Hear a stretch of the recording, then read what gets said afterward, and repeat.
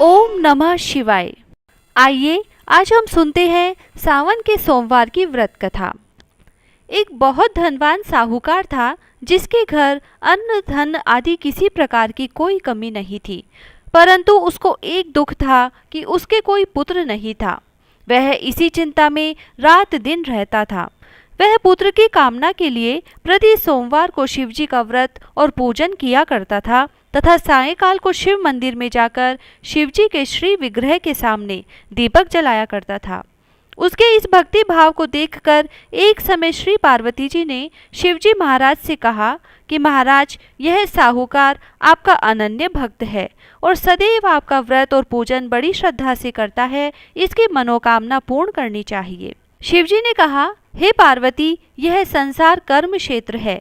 जैसे किसान खेत में जैसा बीज बोता है वैसा ही फल काटता है, उसी तरह इस संसार में प्राणी जैसा कर्म करते हैं वैसा ही फल भोगते हैं। पार्वती जी ने अत्यंत आग्रह से कहा, महाराज, जब यह आपका अनन्य भक्त है और इसको अगर किसी प्रकार का दुख है तो उसको अवश्य दूर करना चाहिए, क्योंकि आप सदैव अपने भक्तों पर दयालु होते हैं और उनके दुखों को दूर करते हैं। यदि आप ऐसा नहीं करेंगे तो मनुष्यों का विश्वास भाव और श्रद्धा खत्म हो जाएगी। पार्वती जी का ऐसा आग्रह देख शिवजी महाराज कहने लगे, हे पार्वती, इसके कोई पुत्र नहीं है, इसी चिंता में यह अति दुखी रहता है। इसके भाग्य में पुत्र न होने पर भी मैं इसको पुत्र की प्राप्ति का वर देता हूँ, परंतु यह पुत्र केवल 12 वर्ष तक जीवित रहेगा। इसके पश्चात वह मृत्यु को प्राप्त हो जाएगा। इससे अधिक मैं और कुछ इसके लिए नहीं कर सकता। यह सब बातें साहूकार सुन रहा था। इससे उसको न कुछ प्रसन्नता हुई और न ही कुछ दुख हुआ। वह पहले जैसा ही शिवजी महाराज का व्रत और पूजन करता रहा।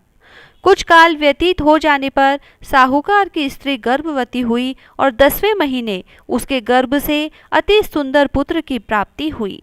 साहूकार के घर में बहुत खुशियां मनाई गई, परंतु साहूकार ने उसकी केवल 12 वर्ष की आयु जान कोई अधिक प्रसन्नता प्रकट नहीं की और न ही किसी को भेद ही बताया। जब वह बालक 11 वर्ष का हो गया तो उस बालक की माता ने उसके पिता से विवाह आदि के लिए कहा, तो वह साहूकार कहने लगा कि अभी मैं इसका विवाह नहीं करूँगा, अपने पुत्र को काशी जी पढ़ने के लिए भेजूँगा। फिर साहूकार ने अपने साले यानी बालक के मामा को बुलाकर उसको बहुत सा धन देकर कहा कि तुम इस बालक को काशी जी पढ़ने के लिए ले जाओ और रास्ते में जिस स्थान पर भी जाओ यज्ञ कराते और ब्राह्मणों को भोजन कराते जाना। वह दोनों मामा भांजे यज्ञ करते और ब्राह्मणों को भोजन कराते जा रहे थे। रास्ते में एक नगर पड़ा। उस नगर में राजा की कन्या का विवाह था और दूसरे राजा का लड़का जो विवाह कराने के लिए बारात लेकर आया था वह एक आंख से काना था। उसके पिता को इस बात की बड़ी चिंता थी कि कहीं वर को देख कन्या के माता पिता विवाह में किसी प्रकार की अड़चन पैदा न कर दे। इस कारण जब उसने अति सुंदर सेठ के लड़के को देखा तो उसने मन में विचार किया कि क्यों न दरवाजे के समय इस लड़के से वर का काम चलाया जाए।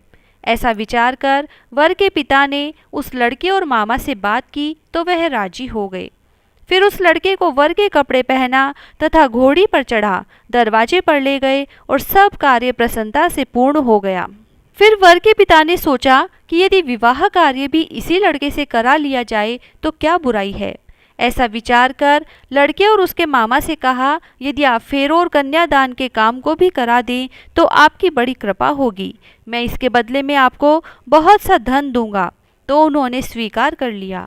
विवाह कार्य भी बहुत अच्छी तरह से संपन्न हो गया, परंतु जिस समय लड़का जाने लगा उसने राजकुमारी के चुंदड़ी के पल्ले पर लिख दिया कि तुम्हारा विवाह तो मेरे साथ हुआ है, परंतु जिस राजकुमार के साथ तुमको भेजेंगे वह एक आंख से काना है और मैं काशी जी पढ़ने जा रहा हूँ।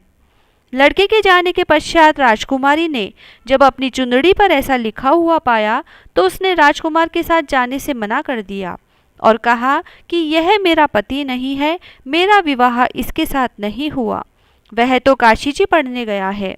राजकुमारी के माता पिता ने अपनी कन्या को विदा नहीं किया और बारात वापस चली गई।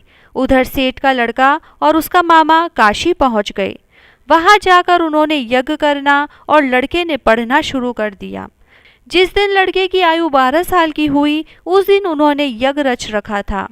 तब थोड़ी देर में लड़के ने अपने मामा से कहा, मामा जी आज मेरी तबीयत कुछ ठीक नहीं है। मामा ने कहा, अंदर जाकर सो जाओ। लड़का अंदर जाकर सो गया और थोड़ी देर में उसके प्राण निकल गए। जब उसके मामा ने आकर देखा कि वह मर गया है तो उसको बड़ा दुख हुआ और उसने सोचा कि अगर मैं अभी से रोना पीटना मचा दूंगा तो यज्ञ का कार्य अधूरा रह जाएगा। अतः उसने जल्दी से यज्ञ का कार्य समाप्त कर ब्राह्मणों के जाने के बाद रोना पीटना आरंभ कर दिया। संयोगवश उसी समय शिव पार्वती जी उधर से जा रहे थे।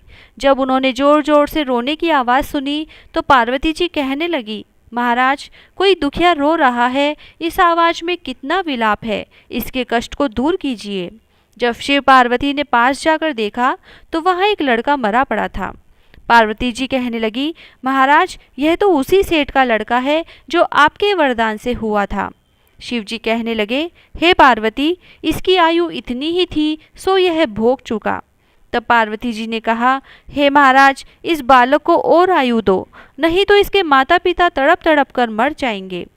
पार्वती जी के बार बार आग्रह करने पर शिव जी ने उसको जीवन वरदान दिया और शिव जी महाराज की कृपा से लड़का जीवित हो गया और शिव पार्वती कैलाश चले गए। लड़के को वापस जिंदा देख मामा बड़ा खुश हुआ और वह लड़का और मामा उसी प्रकार यज्ञ करते हुए तथा ब्राह्मणों को भोजन कराते हुए अपने घर की ओर चल पड़े। रास्ते में उसी शहर में आए जहां उसका विवाह हुआ था। वहां पर आकर उन्होंने यज्ञ आरंभ कर दिया तो उस लड़के के ससुर ने उसको पहचान लिया और अपने महल में ले जाकर उसकी बड़ी खातिर की, साथ ही बहुत से दास दासियों सहित आदर पूर्वक लड़की और जमाई को विदा किया। जब वे अपने शहर के निकट आए तो मामा ने कहा, मैं पहले घर जाकर खबर कर आता हूँ। जब उस लड़के का मामा घर पहुंचा तो लड़के के माता पिता घर की छत पर बैठे थे और यह प्रण कर रखा था कि यदि हमारा पुत्र सकुशल लौट आया तो हम राजी खुशी नीचे आ जाएंगे, नहीं तो छत से गिरकर अपने प्राण दे देंगे। इतने में उस लड़के के मामा ने आकर यह समाचार दिया कि उनका पुत्र आ गया है, तो उनको विश्वास नहीं आया। तब मामा ने शपथ पूर्वक कहा कि आपका पुत्र अपनी स्त्री के साथ बहुत सारा धन लेकर आया है। तो सेठ ने आनंद के साथ उसका स्वागत किया और बड़ी प्रसन्नता के साथ वह रहने लगे। इसी प्रकार से जो कोई भी सोमवार के व्रत को धारण करता है अथवा इस कथा को पढ़ता और सुनता है उसकी समस्त मनोकामनाएं पूर्ण होती है। ओम नमः शिवाय। विनायक जी की कहानी। एक बुढ़िया माई थी, वह मिट्टी के गणेश जी की पूजा करती थी। रोज बनाती रोज गल जाते। उसके सामने एक सेठ का मकान बन रहा था। वह वहां गई और बोली कि एक पत्थर का गणेश बना दो। मिस्त्री बोले, जितने हम तेरा पत्थर का गणेश गढ़ेंगे उतने में तो अपनी दीवार न चीनेंगे। बुढ़िया को गुस्सा आ गया, बोली कि राम करे तुम्हारी दीवार टेढ़ी हो जाए। अब तो उनकी दीवार टेढ़ी हो गई, वो चीने और तोड़ देवे, चीने और तोड़ देवे। इस तरह करते करते शाम हो गई। शाम को सेठ आया, उसने कहा आज कुछ भी काम नहीं किया। तो वह कहने लगे, एक बुढ़िया आई थी, वो कह रही थी कि मेरा पत्थर का गणेश गढ़ दो। हमने नहीं गढ़ा तो उसने कहा कि तुम्हारी दीवार टेढ़ी हो जाए, और जब से दीवार सीधी बन ही नहीं रही। सेठ जी बुढ़िया के पास गए और उससे कहा कि हम तेरा सोने का गणेश जी गढ़ देंगे, हमारी दीवार सीधी कर दो। सेठ ने बुढ़िया को सोने का गणेश गढ़वा दिया और सेठ की दीवार सीधी हो गई।